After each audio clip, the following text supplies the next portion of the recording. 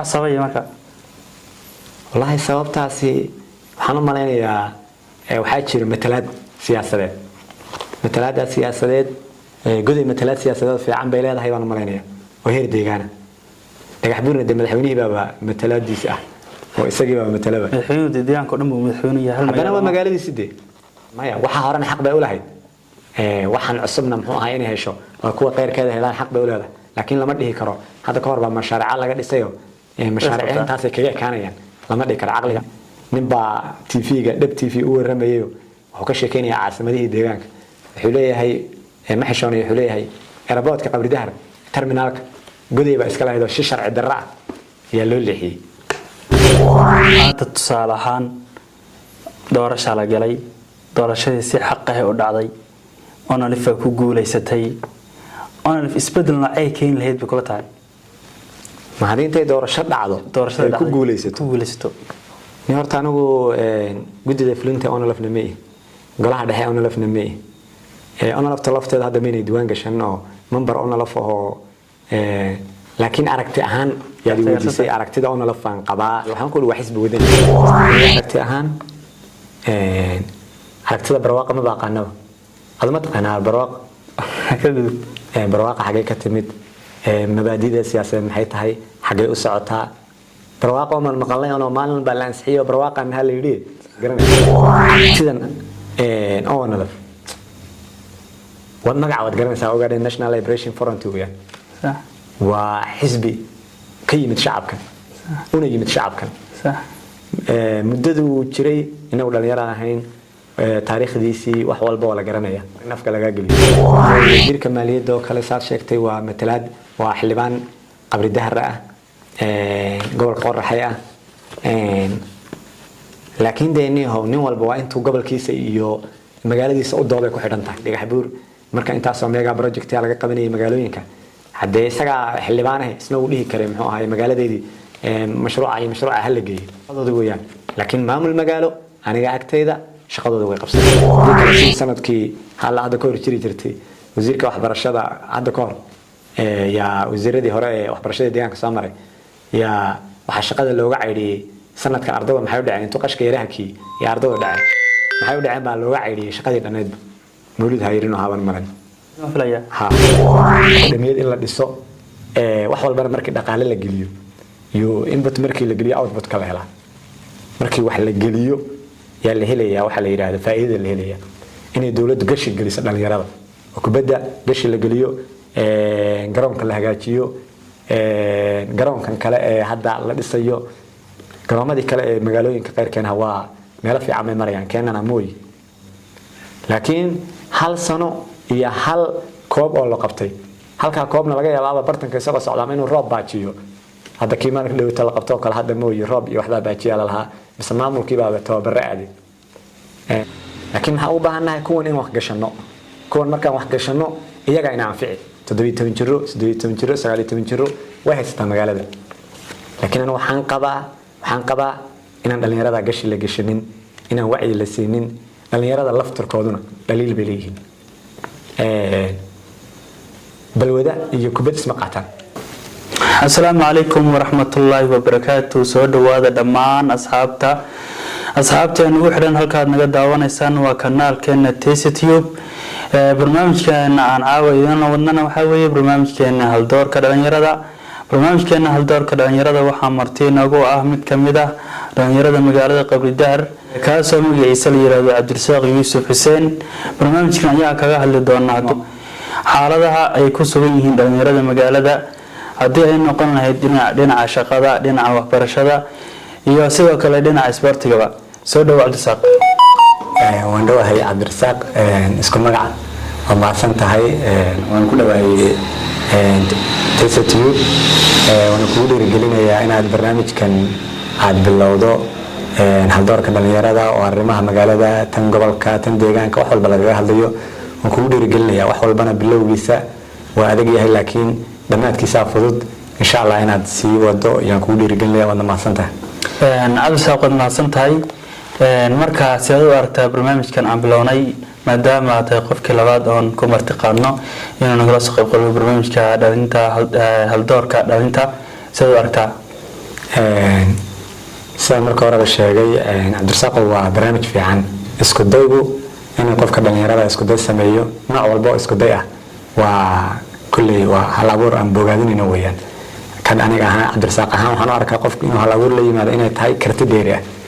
meesha iska fadhin lahaa magaaladan Qabri Dahar si guud dhalinyaradu inay meediyaga ay wax ka qabtaan ka faa'iideystaan aniga aad baan u taageersanahay waana kulli wax aan ku bogaadinayaa in dhalinyarada magaalada nin walba qaabkiisa iyo geedi socodkiisa noloshiisa iyo sidoo wax u arka aad ka wareysato aad baan ugu bogaadinayaa barnaamijkan waa barnaamij mid dhal ah sax weeyaan maxaad kula talan dhalinyarada Soomaaliyeed meel walba joogaan inay kanaalka macnaha ay soo raacaan kula talanayd subscribe saran waa taageero kulli qof aan waxaan wax ku yeelaynin qofka kalena wax u tarayo oo dhiirigelin noqonayso marka si guud dhalinyarada magaalada Qabri Dahar intay daawadaan ka soconayo yaaba kugu filan ba inay like iyo subscribe ku siiyaan kuwa deegaanka sidoo kale si guud dhalinyarada Soomaaliyeed oo dhan waana dhiirigelin kulli dhalinyaro badan oo inta la dhiirigeliyo meel fiican gaaray baa jiro YouTuber maanta barnaamijyo waaweyn oo hirgalay oo heer caalami noqday soo daayaa jiro dhiirigelin baa u sameeyay dhalinyarada Soomaaliyeed marka kuwa magaalada kuwa gobolka kuwa deegaanka dhammaan waxaan dhiilaa hala dhiirigeliyo dhalinyarada uu kamid yahay TasteTube ma santahay anaguna waxaan leenahay nagu soo biira haddii aad nagu cusub tihiin waxaan ka codsanaynaa inaad kanaalka subscribe saartaan sidoo kale haddii aad naga daawanaysaan Facebook page-keena Cabdirasaaq Tiise iyo inaad soo raacdaan Cabdirasaaq maxaan si waxaan bilaabi doonaa insha Allah barnaamijkeeni waxaan ku weydiin doonaa haddii alla inoo su'aalo dhowr ah insha Allah su'aalahaas aan rabnaa inaad macna si faahfaahsan aad noogu jawaabto aadna macnaha u sii qeexdo bulshada haddii alla inoo su'aasha koowaad maxay dhahaysaa maxaa sababa shaqo la'aanta dhalinyarada ee magaalada inta badan dhalinyaradu wada ogtahay maxay ka cawdaan shaqo la'aan baahsan in ayagoo xoog saaray si ay xafiisyo uga heli lahaayeen shaqo marka qaab macnaha shaqo la'aanta magaalada ka jirta siiba dhinaca dhalinyarada maxaa sababa aslada waa mahadsantahay waa su'aal muhiim ah in la isweydiiyana u baahan aqligayga daciifka ah oo wax badan ma garanayo laakiin intaan isleeyahay way sababeen in sheegi dhalinyaradu waxay u jirtaa shaqo la'aan baahsan intooda badanna waxay culays ka saareen shaqooyinka dawladda waxaan qabaa shaqooyinka dawladana waxa lagu qaato waa mushaar dawladdu ma aysan hagaranin oo kulliyadihii waa laga shaqeeyaa jaamacadihii waa laga shaqeeyaa dhammaan institutionadii ku yaalay magaalada Qabri Dahar ama gobolka Qoraxay dhalinyaradu ka shaqeeyaan jaamacadda intaas dhalinyarada ka shaqeyso kulliyadda intaas ka shaqeyso hadana ma buuxin karto oo dhalinyaro badan oo soo qalin jabiyay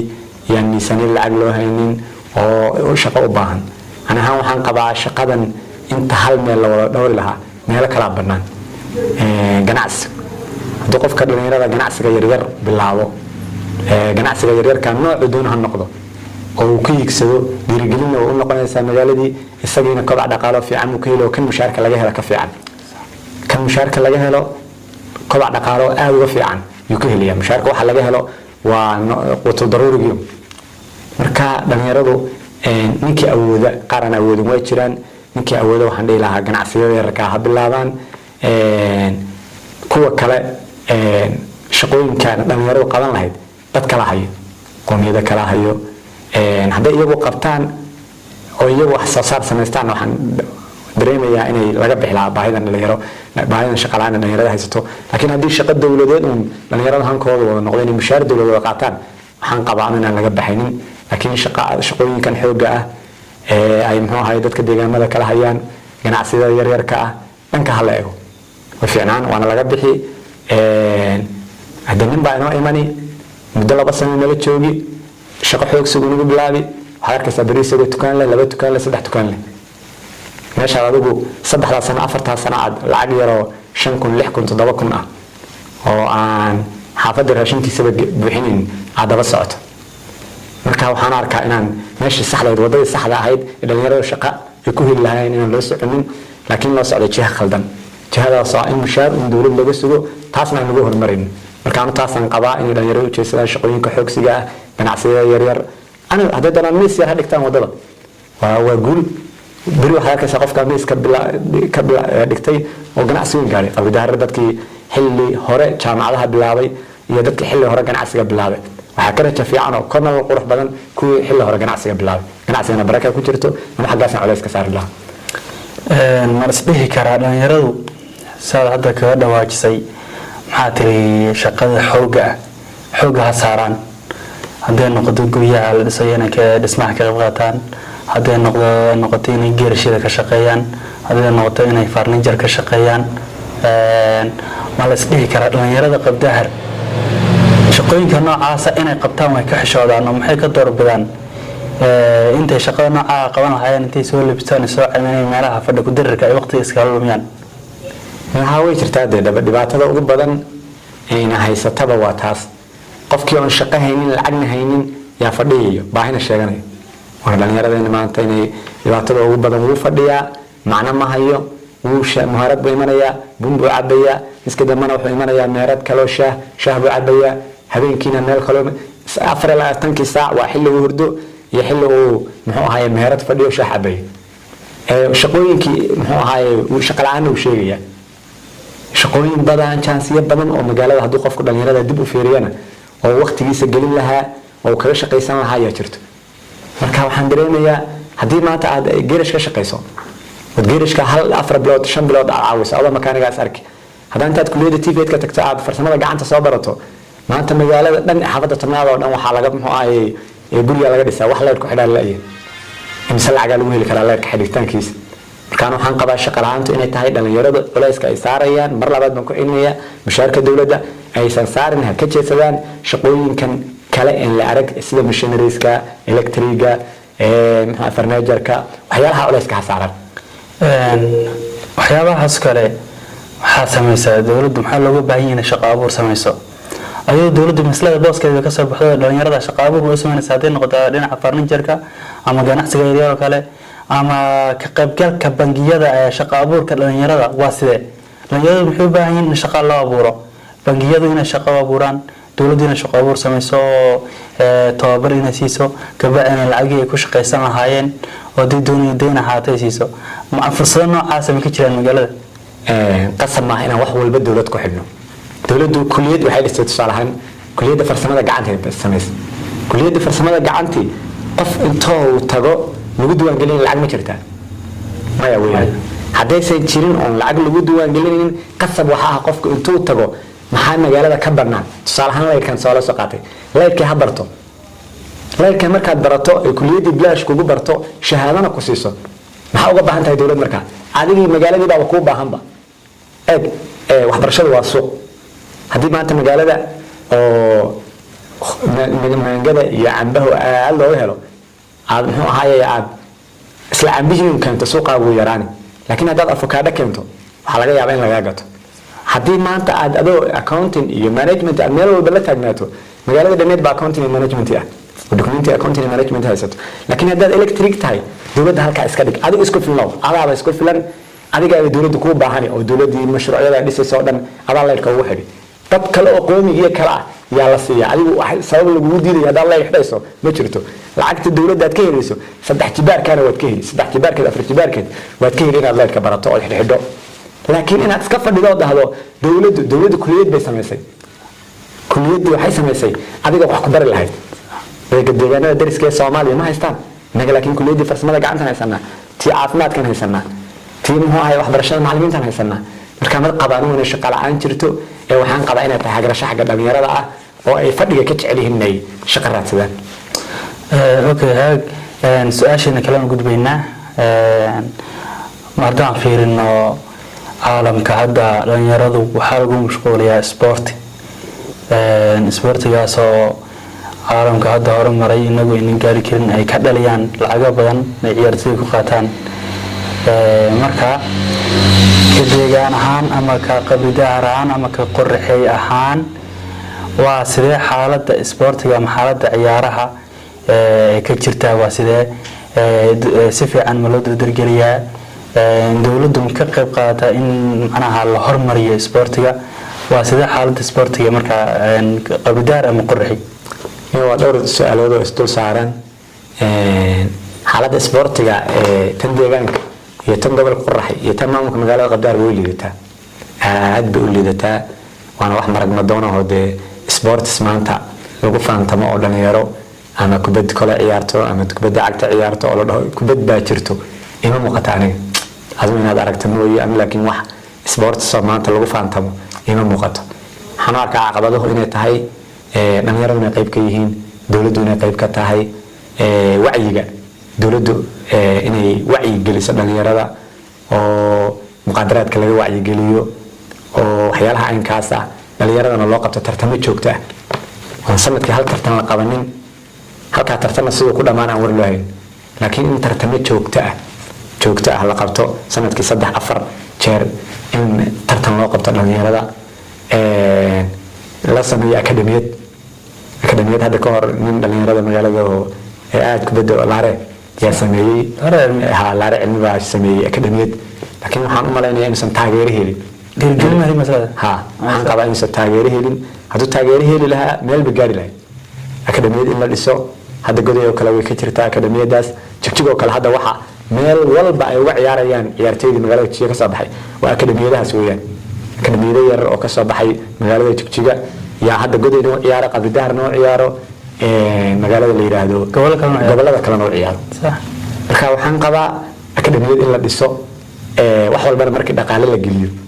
iyo input markii la geliyo output kala hela markii wax la geliyo yaa la helayaa waxa la yiraahdo faa'iido la helayaa in dawladdu gashi geliso dhalinyarada oo kubadda gashi la geliyo garoonka la hagaajiyo garoonkan kale ee hadda la dhisayo garoomadii kale ee magaalooyinka qaarkeena waa meel fiican ay marayaan keenana mooy meel hadda garoon socdaano inuu muuqdo laakiin in garoonka culays la saaro dhalinyarada tartano joogto ah loo qabto wacyi la siiyo dhalinyarada la wacyi geliyo muqaadaraadka laga wacyi geliyo oo si joogto ah muqaadaraadka dhalinyarada looga wacyi geliyo waxyaalaha haddii la sameeyo akademiyadana la dhiso waxaa laga yaabaa in sportsku hagaago laakiin hal sano iyo hal koob oo la qabtay halka koobna laga yaabaa bartanka isagoo socdaa inuu roob baajiyo hadda kiimaan dhawta la qabto kala hadda mooy roob iyo waxda baajiya lahaa bisna maamulkii baa tababar aadi in badanna waan aragnay koob intoo la qabtay baaqday ma garanayna de koob la qaban haddana baaqan intoo tartamo la qabto tartamadaas ay joogtay waxaa wallahi ma garanayo hadda waxaan dhihi karo waxaas sababay ma garanayo laakiin tartamo joogta lama qabto tartamo joogta magaalada lagama qabto totally markay gaadho xilliyada la aadayo heer deegaan ee tartamada laga qayb galayo yaa waxaad arkaysaa iyadoo la leeyahay Soomaaliya ciyaartay noogu doona banaadir mid noogu doona Jigjigan 4 ciyaartay ka soo qaada Soomaaliland 3 ka soo qaada wuu leeyahay Qoraxay iyo Qabdaar bay ciyaarayaan waa sharaf dhac weeyaan kuwa loo yeedhanay waxba la gashaday gashi baa la gashaday ka bacdi gashigeeda maanta adigu uga baahanaysaa laakiin waxa u baahanahay kuwan in wax gashano kuwan markaan wax gashano iyaga ina anfici 17 jiro 18 jiro 19 jiro way haystaan magaalada laakiin waxaan qabaa inaan dhalinyarada gashi la gashanin inaan wacyi la siinin dhalinyarada laftirkooduna dhaliil bay leeyihiin balwada iyo kubad isma qaataan sababtoo dhalinyaradu haday labo isku garab wadaan lama gaarayo ujeedka hadii dawladdu kala soo qaad ay booskeeda ka soo baxdo dhalinyaradu inay booskooda ka soo baxdo la rabaa oo waxa la rabaa dhalinyaradu inay isku garab wadin ee laba balwadood kubad waa balwad laakiin balwadii kala garab geliso ma shaqeynayso ma soconayso waayo awoodii aad ku ciyaari lahayd ma yeelanayso wada aragtay ciyaartoyda caalamka hadda sida looga ilaaliyo daroogada ninka in yaro darooga jirkiisa lagu arkaa totally ama 2 sano 3 sano ya kubadda laga mamnuucaya waxaan sama innaga nin baa dhalinyaro ah miska hore uu qayla miska daman garan galo raba kubadda aynka marka la ciyaarayo ma garanayo inuu qofku inuu balwad ka dhigto kubadda laakiin laba balwadood isma qaadan karaan kubadda go ama inuu kubadda haduu balwad yeelanayo balwadiisa inuu kubadda ahaato laakiin laba balwadood jijiyay tagayaano miska horena way qayli miska damana garoomada galiye marka waa laba balwadood isma keenayso taa intay jirtana iyaga laftoodu dhaliil weleeyihiin oo dhalinyaradu inay balwadaha kale iska daayaan totally hadday balwada yeelanayaan u jeedsadaan balwadan kubadda iyadaa dawlada iyadaa waqti u baahan hadda ka horba dhalinyarada qabri dahar ka fiicnaayeen waxay ka dhigan tahay dhalinyaradii xilligii cabdi jahaad iyo xilligoodii dowladda hoose iyo bari iyo xilligaasi oo weliba dawladdu ayna dhaqaale badan gelin jirin laakiin dhalinyarada ahayd dareen ku badeel lahaa dareenka qofka bini'aadamka wuxuu uu qalbigiisu dhabka ah uu ka mid dhaliya dhalinyarada dareen ku badeel lahaa weliba xilligaas ay xaaladda siyaasaddu adkayd nabadgelyadu adkayd laakiin haddana dhalinyarada oo imtixaanka ka tagaan inay goday ka soo badiyaan dhagax buur ka soo badiyaan meelo badan ay ka soo badiyaan wardheer doollo ay tagaan soo badiyaan guulo badan ay soo gaaraan haddana sharaf dhacdaan la tagnaa mar walba oo maamul magaalo iyo gobolba intaan weliba lacag ku bixinay ciyaartay kale yaan haddana soo guuldaraysanaa meel fiican ma gaaraan umaba socono intaan sidan nahay meel fiican maba gaari doono intaan sidan nahay xaqiiqatan meel fiican ma gaari doono dhalinyarada intay balwad u socdaan dawladduna intayna gashi gashanayn dhab ah dhalinyarada meel lama gaariyo waxaa lagu gaari karaa guul dhalinyarada kow dhalinyarada oo loo sameeyo akademiyad joogto ah koobab joogto ah labo dhalinyarada oo ka soo jeedsado muqaadaraadka sida jaadka iyo sigaarka waxyaalaha noocaas ka soo jeedsado goobtii ay ku ciyaari lahaayeen goob kubadda ku fiican ama kubad kale ha noqoto ama kubadda cagta ha noqoto goob ku fiican inay noqoto in garoonka la dedejiyo waxyaalaha noocaas haddii la sameeyana waxaan qabaa inay kubadda ama dhalinyaradu magaalada ay kor soo kacayso in nidaamka dhalinyarada ciyaaruhu inuu kor soo kacayo wuu jiraa shakhsiga hadda dhalinyarada xafiiska dhalinyarada ciyaaraha madaxsaadka ka ah waa nin sport soo ahaa waa nin soo ciyaaray waa nin kubad wax ka garanayo intaan garanaya ka badan buu garanayaa gashi ha geliya dhalinyarada iyaguna dhalinyaradana ha iska daayaan muqaadaraadka intaas ay leedahay waad mahadsantahay maxaan gudbi doonaa su-aalaheena kale xiga waad mahadsantahay si fiican ugu faahfaahisay su-aasha iyada cabdisaaqow xilligii hore ma jirin xisbiyo badan walow hadda lafteeda xisbiyo saa u badan aysan jirin maxaa jira laba xisbi xisbiga BB iyo xisbiga onalifeejo oo ah jamhadda wadaniga xoreynta ogaadanaya oo nabadda qaatay marka adigu baa siyaasad ahaan adigu dhankeed u janjeedhaa oo macnaha qaabkeed ayaad xageed isleedahay way ku wanaagsanaan lahaayeen waddanka inay hogaamiyaan waa su-aal muhiima weeyaan waxaa ujeedaa waan umalayn aragti ahaan aragti siyaasad qabtaa waxaa taqaanoon baa la ahadaa aniga aragti ahaan aragtida barwaaqa ma baaqaanaba aduma taqaanaa barwaaqa barwaaqa xagee ka timid mabaadida siyaasadeed maxay tahay xagee u socotaa barwaaqo man maqalnay oo maalin baa la ansixiyo barwaaqa maxaa la yidhi barwaaqo aragtida barwaaqo anu ma qabo oo inagu mina samaysan baa loo meel ay ka timid baad ma garanaysaa adaan su'aal ku weydiiyey aragtida barwaaqo meel ay ka timid maad garanaysaa ogta xisbiga waagi hore xisbiga dimuqraadiga shacabka Soomaalida xisbiga lagu kala jiray xisbiga magacii baa laga bedelay isagii baa la burburiyay magacaan marka hore maxaa iska lahaa Ethiopia kale ama federaalka xisbiga federaalka hogaamiye ayaa magacaas kale kabacdi deegaanka uu la qaatay isna xisbigu ka mid noqday marka waa qaabkeeda isla macnaha qaabkeed ku dhaliilaysaa maya dhaliil ma sax ma dhaliilayo oo waa xisbiga talada deegaanka hayo sax laakiin waana aragtida uu xambaarsan yahay yaana garanayn jaadis aragtida u socdo meesha uu ka yimid iyo meesha u socdaana garanayn sax mudamir buu la dhahay jiray mudamir ma akhrisan sax inay akhrisan ma arag